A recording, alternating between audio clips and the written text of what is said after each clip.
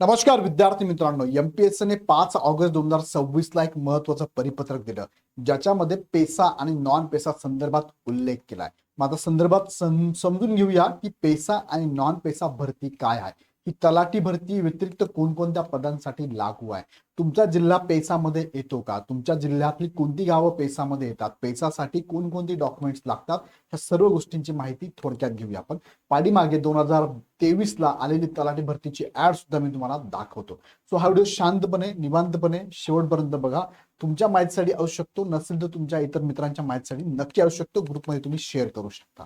मुख्य मुद्द्याकडे जाण्यापूर्वी तुम्ही जर तलाठी भरतीची तयारी करत असाल, तुमच्यासाठी इग्नाइट अकॅडमीने बॅच अनाऊन्स केलेली बॅच चालू झालेली आहे. त्यातल्या यामध्ये अजून 15% डिस्काउंट तुम्हाला देण्यात आलेला आहे. ऑलरेडी आम्ही 50% डिस्काउंट देऊन तुम्हाला फी दिलेली आहे 2999.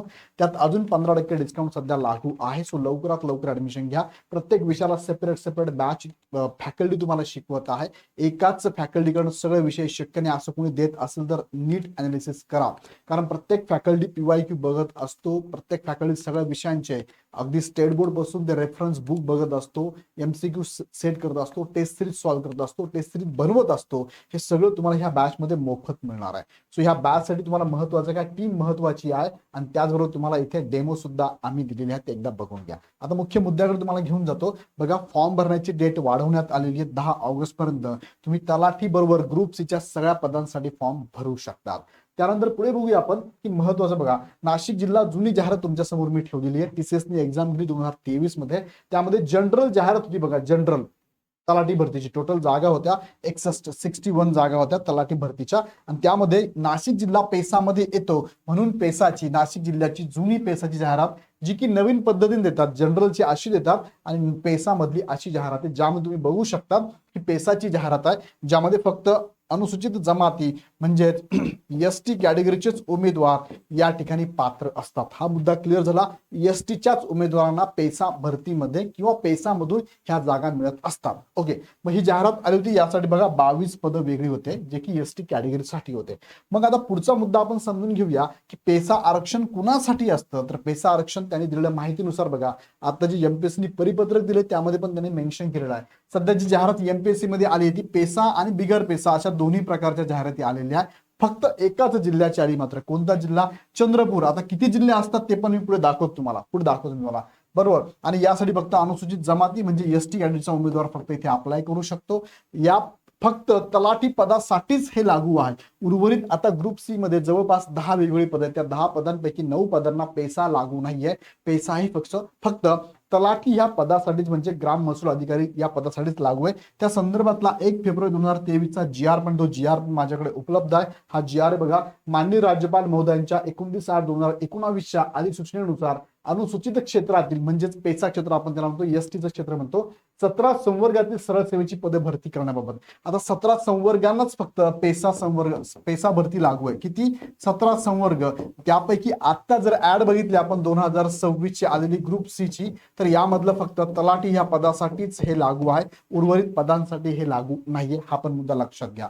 मग यामध्ये कोण उमेदवार इथे फॉर्म भरू शकतो, तर बघा, स्थानिक आदिवासींमधून म्हणजे त्या जिल्ह्याचं, जसं की चंद्रपूरची आता जाहिरात आलेली आहे, तर चंद्रपूर जिल्ह्याचा विद्यार्थी, चंद्रपूर जिल्ह्याचा रहिवासी विद्यार्थीच फॉर्म भरू शकतो आणि त्यातल्या तो ST कॅटेगरीचा म्हणजे आदिवासी विभागातला असावा. दुसरं, स्थानिक अनुसूचित जमातीतील उमेदवार, याचा अर्थ जे उमेदवार स्वतः, पहिला मुद्दा, किंवा त्यांचे वैवाहिक साथीदार, नवरा असेल किंवा बायको असेल, पती असेल किंवा पत्नी असेल, त्यांचे माता पिता आई वडील असेल किंवा आजी आजोबा असेल, हे 26 जानेवारी 1950 पासून आजपर्यंत संबंधित जिल्ह्याच्या अनुसूचित क्षेत्रात सलगपणे, आता अनुसूचित क्षेत्र पूर्ण जिल्हा अनुसूचित नाहीये, त्यामध्ये पण काही गावांना ते दिलेलं असतं, त्यामुळे ते गावं कोणती ते पण मी तुम्हाला सांगतो.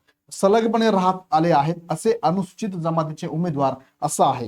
आता बघा, यात 29/8/2019 च्या अधिसूचनेची अंमलबजावणी करण्याची मार्गदर्शक सूचना निर्गमित करण्याची बाब शासनाच्या विचाराधीन होती आणि ती ह्या GR मध्ये दिलेली आहे. तो GR मी तुम्हाला आता पूर्ण एक्सप्लेन करून सांगतोय.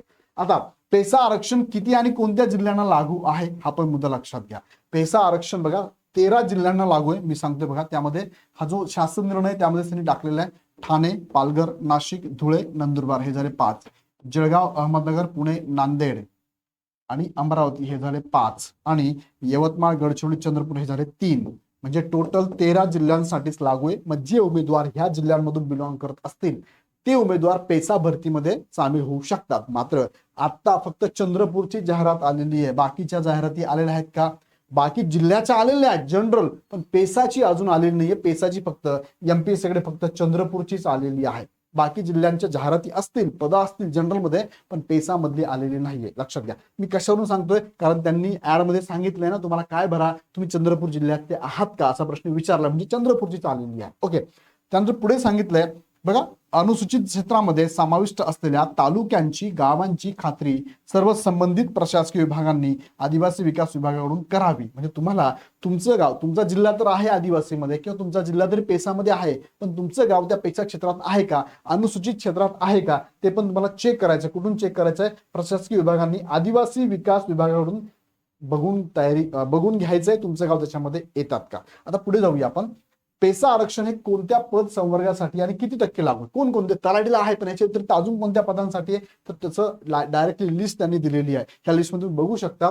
तलाठीला पण आहे सर्वेक्षक, ग्रामसेवक, अंगणवाडी पर्यवेक्षक, शिक्षक, आदिवासी विकास निरीक्षक, कृषी सहाय्यक, पशुधन पर्यवेक्षक, त्याचबरोबर इथे सहाय्यकारी परिचारिका, प्रसविका, बहुउद्देशीय आरोग्य सेवक, वनरक्षक, कोतवाल, वन अन्वेषक, स्वयंपाकी, प्रयोगशाळा परिचार, कामाठी, पोलीस पेडे अशा 17 वेगळ्या संवर्गांसाठी हे लागू आहे. त्यातलं आता ग्रुप सी मध्ये तलाठी हे पद आलेलं आहे.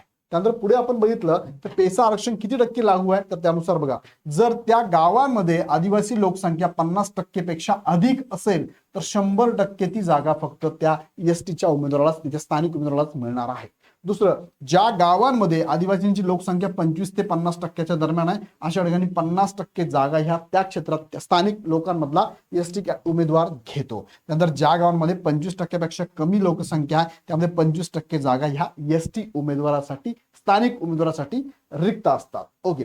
पुढे बघूया आपण जिल्ह्यातील कोणत्या गावांसाठी लागू आहे हे कसे व कुठे कळणार. पेसा आरक्षणासाठी महसुली पुरावा कोठे मिळेल या संदर्भात बघा, जसं की मी नाशिकची लिस्ट तुमच्या समोर टाकलेली आहे. तुम्ही आदिवासी विकास विभागामध्ये जाऊ शकता, तर तुमच्या जिल्ह्यामधले, तालुक्यामधले कोणकोणत्या गावांना हे लागू आहे ती लिस्ट तुम्ही काढू शकता. ते देतात पण.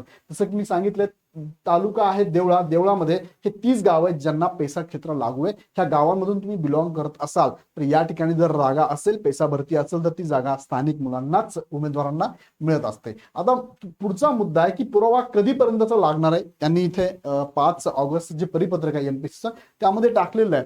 बघा, त्यांनी सांगितल्याप्रमाणे अनुसूचित जमातीच्या उमेदवारांनी संबंधित प्रकल्प कार्यालय, एकात्मिक आदिवासी विकास प्रकल्प कार्यालयाने, ह्या कार्यालयाकडे जाऊन तुम्हाला घ्यायचं आहे. बघा, जे उमेदवार आता इथे चंद्रपूर जिल्ह्यातले असतील, सपोज ही जाहिरात आणि चंद्रपूर जिल्ह्यासाठी आहे, सो त्या जिल्ह्यातील उमेदवारांनी संबंधित जे प्रकल्प कार्यालय आहे, एकात्मिक आदिवासी विकास प्रकल्प, तिथे जाऊन तुम्हाला रहिवासी असल्याचा पुरावा घ्यायचा आहे. ते डॉक्युमेंट ते तुम्हाला देतील. त्यासाठी काय काय डॉक्युमेंट लागतात ते पण तुम्हाला सांगतील, ते करून घ्या. उर्वरित जिल्ह्यातले जर उमेदवार असाल तर त्या भविष्यात त्यांच्यासाठी पण पेसा भरती येऊ शकते. उर्वरित 17 संवर्गापैकी 16 संवर्गासाठी. सो हे डॉक्युमेंट तुम्ही जर त्या जिल्ह्यातून बिलॉंग करत असाल, 13 जिल्ह्यातून, तर काढून ठेवा. दुसरं, ज्या उमेदवारांना ह्या ग्रुप सीच्या ऍड मध्ये चंद्रपूरमधनं फॉर्म भरायचा असेल तर डॉक्युमेंट कधीपर्यंत पाहिजे तुम्हाला? 25 ऑक्टोबर 26 पूर्वी काढायचा आहे. सो वेळ दिलेला आहे त्यांनी. तुम्ही जर बिलॉंग करत असाल तर नक्की फॉर्म मध्ये जाऊन एडिट करा. तुम्ही चंद्रपूर जिल्ह्यातले आहात का विचारलंय, पेसा क्षेत्रातले आहे का विचारलंय, तिथे येस करा. जे चंद्रपूरचे आहे पण पेसाचं डॉक्युमेंट्स वगैरे काही त्यांच्याकडे नसेल किंवा एसटी मधून बिलॉंग करत असेल त्यांनी नो करून टाका. सो अशा संदर्भात पेसा भरती, नॉन पेसा भरती संदर्भात तुम्हाला डिटेल माहिती मी दिलेली आहे. या संदर्भात अजूनही काही शंका असेल तर मला कमेंट बॉक्समध्ये नक्की टाका. पण जाताना एक सांगतो, तयारी जबरदस्त करा आणि जबरदस्त तयारीसाठी इग्नाइट अकॅडमी जॉईन करा. ह्या इग्नाइट अकॅडमीच्या सगळ्या फॅकल्टीचे डेमो लेक्चर एकदा बघा. नक्कीच तुमचा स्कोर इथे बूस्ट होणार आहे, यात काही शंका नाही. काही शंका असेल तर आमच्या हेल्पलाईन नंबरला कॉल करू शकता. अदरवाईज ऍप डाउनलोड करून हवी ती बॅच पण जॉईन करू शकता. व्हिडिओ आवडला तर लाईक करा, तुमच्या मित्रांना ग्रुपमध्ये नक्की शेअर करा आणि पुढचे अपडेट बघण्यासाठी चॅनल सबस्क्राईब करून बेल आयकॉन क्लिक करा. पुन्हा व्हिडिओ आपण नेक्स्ट व्हिडिओमध्ये. धन्यवाद.